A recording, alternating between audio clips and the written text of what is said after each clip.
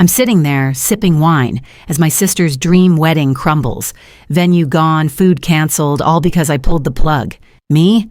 I'm Juniper, the one who shelled out thousands to make Selena's big day perfect, only to get a text saying, "Sorry sis, it's intimate. You're not invited." Shocking, right? But here's the kicker. Every contract was in my name. And when they thought they could ditch me, I turned their fairy tale into a ghost story. What started as a generous gift ended with a lesson they'll never forget, and maybe one I needed too. Want to know how it all went down that rainy March day in Salem? Stick around, because this family drama's got twists you won't see coming. Ever been betrayed by someone you'd give anything for? Drop your story below. I'd love to hear how you handled it. I never thought I'd be the one bankrolling my sister's fairy tale wedding, until I opened my big mouth. It was a chilly December evening in 2023, and I was sitting at Mom's old oak table in Salem, Oregon, the kind of night where the air smells like pine and gravy, and the Christmas lights twinkle through the fogged-up windows. The roast chicken was still steaming, its crispy skin glistening under the glow of the chandelier, and I'd just taken my first bite when Selena started talking. Fast, like she always does when she's excited. "Oh, June, you should see it," she said, her fork waving in the air like a conductor's baton. "Willamette Valley vineyards all draped in white roses, a live band playing under the stars. It's going to be perfect." Her eyes sparkled, and I couldn't help but smile, even if it was a little forced.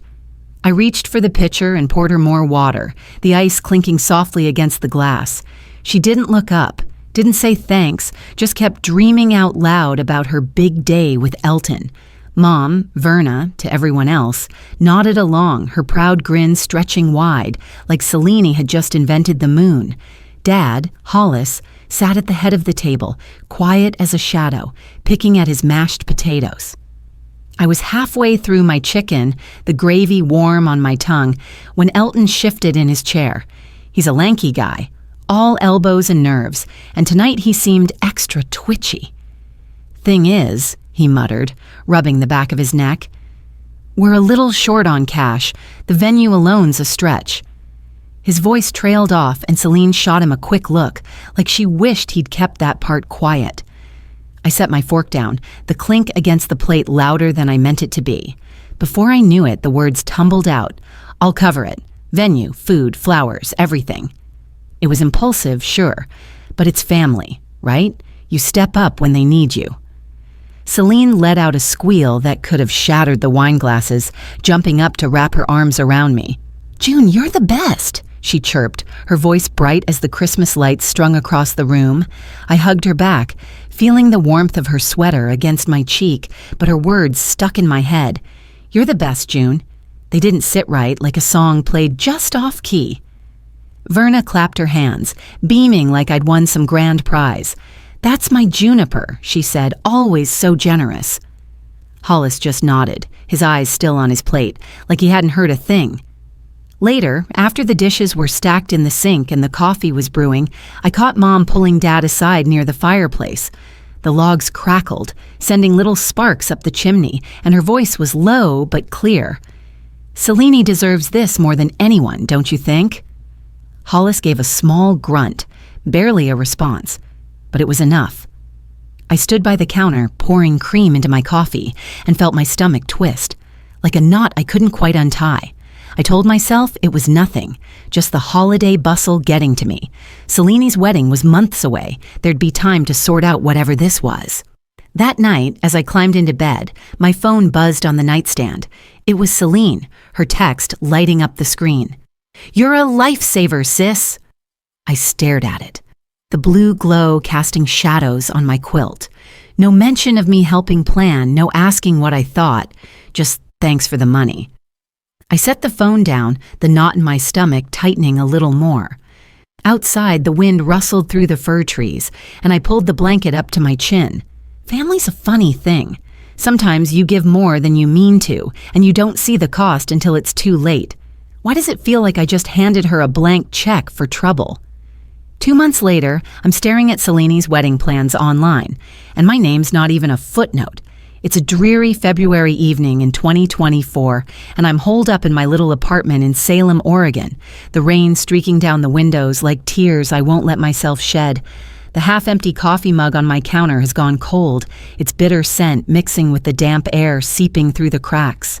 I've got my laptop open, the glow of the screen casting shadows on the peeling paint, and I'm scrolling through Celine's Pinterest board. White roses, a 3-tiered cake, fairy lights strung across a vineyard.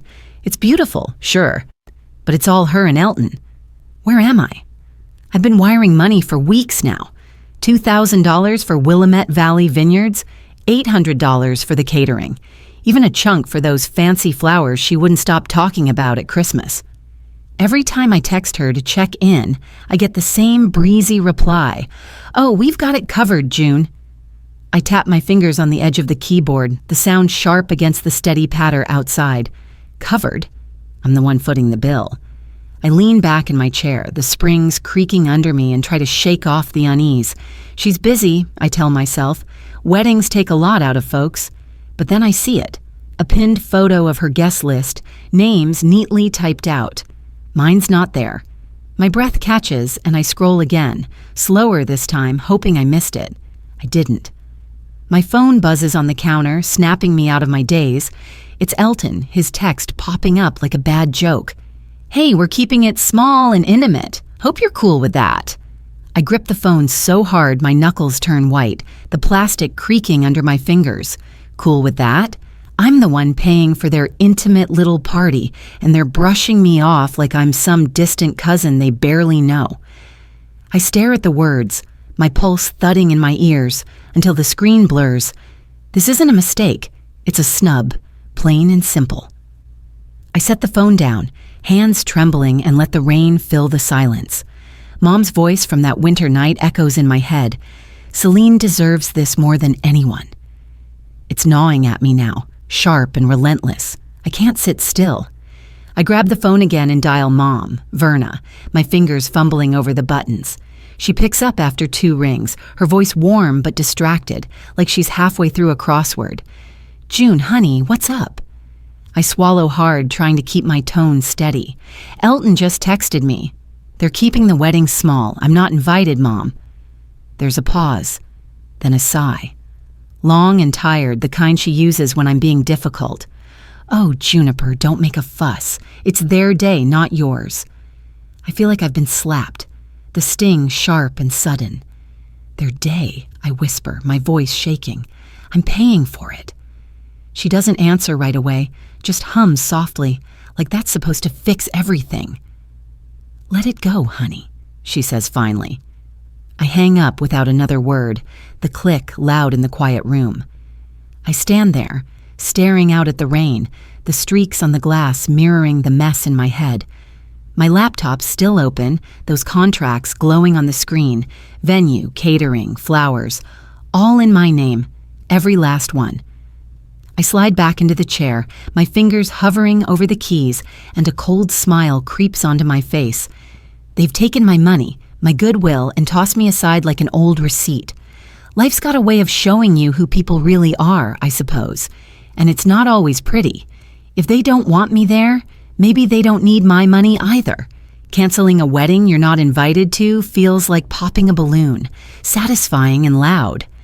It's early March 2024, and I'm sitting in my Salem apartment, the rain tapping a steady rhythm against the windows, a sound that's become my companion these past few weeks. The laptop screen casts a soft blue glow across the room, lighting up the chipped mug of chamomile tea I've been nursing. It's late, past 10, I reckon, but sleep's the last thing on my mind. Elton's text from February, that smug little, small and intimate excuse, keeps replaying in my head, each word a spark that's finally lit my fuse. I'm done being the quiet one, the one who just takes it. I start with Willamette Valley Vineyards, my fingers steady as I dial the number. "Hi, Juniper here," I say, my voice smooth as the tea I sip between words. "I need to cancel the March 17th booking." The woman on the other end pauses, her hesitation crackling through the line. "You're sure?" she asks, like she's giving me a chance to back out. I nod. even though she can't see me. Positive, I reply. She types something, then says, "Okay, it's done." I thank her and hang up, the click of the call ending sharp in the quiet. One piece of Celine's dream, gone. I lean back in my chair, the wood creaking softly, and take another sip. It's warm, soothing, a stark contrast to the cold satisfaction blooming in my chest. Next up's the caterer. I punch in the number, my movements deliberate like I'm crossing items off a grocery list. "Hi, it's Juniper," I say when they pick up. "No need for the salmon or the cake anymore. Cancel it all." The guy doesn't ask questions, just mutters, "Got it," and that's that. Then it's the florist. "Scratch the white roses, please."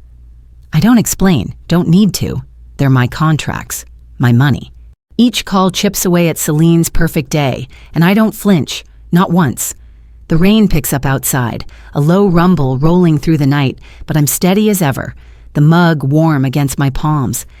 It's funny how letting go of something can feel so much like taking charge. By March 16th, I'm almost done. The clock's ticking toward midnight when my phone lights up, buzzing against the table like an angry bee. It's Celine. Her name flashes on the screen, and I let it ring, watching the light dance in the dark. It goes to voicemail, and her voice spills out, shrill and cracking. "June, the venue's gone. What's happening?" "Call me back." I don't. Instead, I set the phone down and lean over to the laptop, pulling up the last email, the photographer's cancellation confirmation. I hit send on my reply, and that's it. By midnight, every service is wiped out. Celine's wedding is a ghost, and I'm the one who killed it. I sit back, the tea gone cold now, and a smirk tugs at my lips. Her desperation's loud in that message, but I'm quiet, calm, in control. I stand and stretch, my joints popping softly, and glance out at the rain-slicked street below. The world's asleep, but I'm wide awake, the weight of the last few months lifting off my shoulders. There's a lesson in this somewhere. Sometimes you have to stand up for yourself, even if it means tearing down what others built on your back. Tomorrow's their big day. Good luck pulling that off now. Celine's sobbing through the phone now, and I've never felt more in control. It's the night of March 16th, 2024, and I'm settled into my Salem apartment. The early spring rain drumming a steady beat against the windows, a rhythm that matches the calm I've found after weeks of churning inside. A glass of Merlot sits on the coffee table, its deep red catching the lamplight, and I swirl it gently, watching the liquid dance. The chaos I've unleashed is out there, beyond these walls, but in here, it's just me and the quiet satisfaction of a job well done. That text from Celine, back in December, "You're a lifesaver, sis," rings in my ears now, hollow as a bad punchline. Funny how fast things turn. The phone buzzes again, rattling against the wood, and I glance at the screen. Celine's name, insistent as a mosquito. I pick it up this time, cradling it to my ear, and her voice spills out, raw and breaking. "June, the venue's canceled, the food's gone, everything's falling apart. Fix it, please." She's clutching the phone so tight I can hear her nails scrape the case, her breaths hitching between sobs. I tilt my head, letting her words hang in the air like damp laundry, and take a slow sip of wine. The Merlot's smooth, a little tart, and I savor it while she rambles on about the vineyard and the cake that won't be there. "Please, June," she whispers, barely audible now. I don't say a word, just listen, my silence louder than her pleas. Then Elton cuts in, his voice stumbling over hers like he's tripping downstairs. "Hey, June, we'll put you back on the list. Just help us out, okay?" He's rubbing her back, I bet, his hands clumsy and desperate, but all I can do is laugh under my breath, a soft huff that barely stirs the air. Too little, too late, buddy. I set the glass down, the clink sharp against the table, and lean back into the cushions. They had their chance, months of it, and they chose to shove me aside. I'm not some emergency switch they can flip when the lights go out. The rain picks up, a low rumble rolling through the night, and I wonder how many guests they've promised this intimate little disaster to. Before I can enjoy the quiet too long, the phone lights up again. Mom this time, Verna's name glowing like a scold waiting to happen. I sigh and answer, bracing myself. "Juniper Grace," she snaps, her voice cutting through the line like a knife through butter. "You're ruining their day. Do you know that?" I roll my eyes, tracing the rim of my glass with a finger. "Their day was built on my dime, Mom," I say, keeping my tone even. She huffs, sharp and indignant. "That's no excuse to tear it all down." I hang up before she can finish, the click final, and toss the phone onto the couch, ruining their day. They ruined mine first. I grab my laptop instead, pulling up Instagram. Selena's page is a mess of excitement. 50 RSVPs for her small wedding staring back at me. Hypocrites. Every one of them. I sit there for a moment, the rain's steady beat filling the room, and pick up my phone again. My fingers hover over the keys, typing out a reply to Selena's last frantic text. "You made your bed. Sleep in it." It's short, sharp, and I let my thumb linger above send, feeling the weight of it. Then I press down, the message zipping off into the night, and I lean back with a slow breath. They've got less than 12 hours now. Everything they planned is dust, and I'm the one holding the broom. Life's a funny balance, isn't it? You can only push folks so far before they push back. I take another sip of Merlot, the glass cool against my lips, and wonder what's left for them to scrape together. City Hall at 8 a.m. is a far cry from Celine's vineyard fantasy, but it's all they've got left.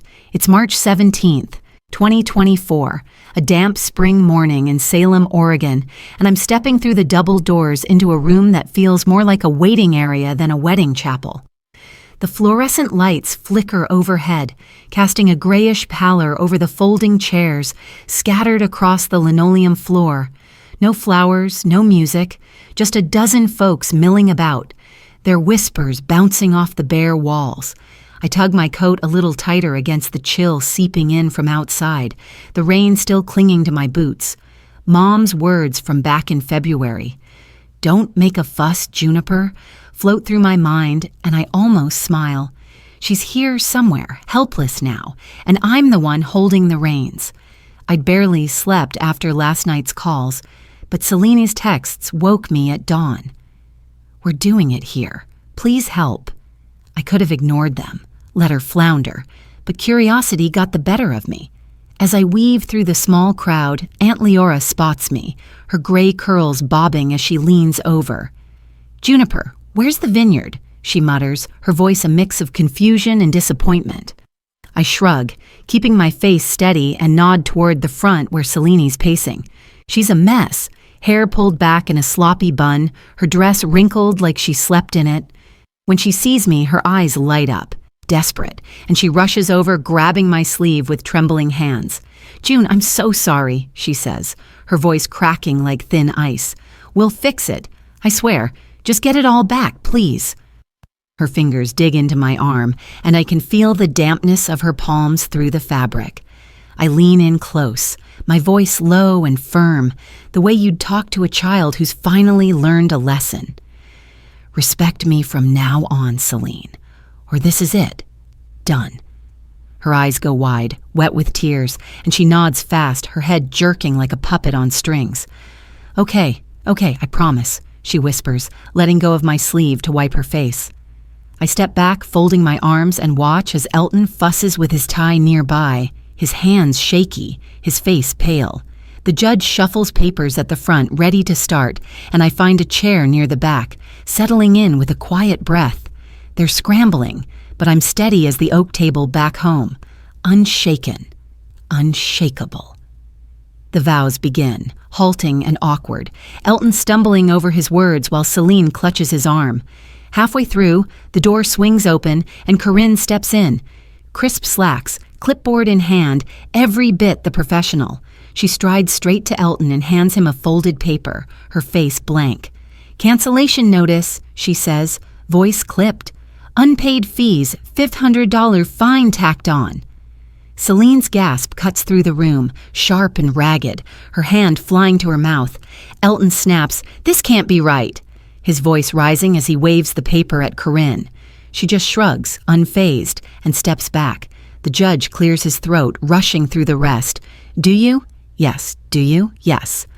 while Uncle Soren shifts in his seat beside me, grumbling under his breath, and Aunt Leora fans herself with a crumpled program. The guests fidget, their chairs squeaking, the air thick with unease. I sit there, hands resting in my lap, watching it all unfold like a play I wrote myself. Elton's still arguing with Corinne in hushed tones, his tie askew now, and Celine staring at the floor, her shoulders slumped. The judge finishes with a curt, "I pronounce you man and wife," and the room stays silent. No claps, no cheers, just the hum of those flickering lights. I catch Verna's eye across the way. Her lips are tight, her fury quiet but burning. She wanted me to fix this, but I fixed it my way. Sometimes the hardest lessons come when you least expect them, don't they? They're hitched, but the real bill's still coming. No one claps when the judge says, "man and wife," and I'm not surprised. It's late morning on March 17th, 2024, and I'm standing just outside City Hall in Salem, Oregon. The early spring air heavy with the scent of wet pavement. Gray clouds hang low overhead, pressing down on the handful of guests trickling out to their cars, their footsteps muffled by the dampness.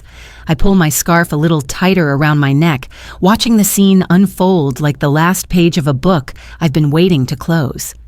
Celine's Pinterest board, those white roses and string lights she pinned with such glee, feels like a ghost now, a faded dream swallowed by this stark reality. The ceremony ended in dead air, the judge's words dropping like stones into a silent pond. Uncle Soren's the first to move, his broad shoulders hunched as he shuffles toward the parking lot.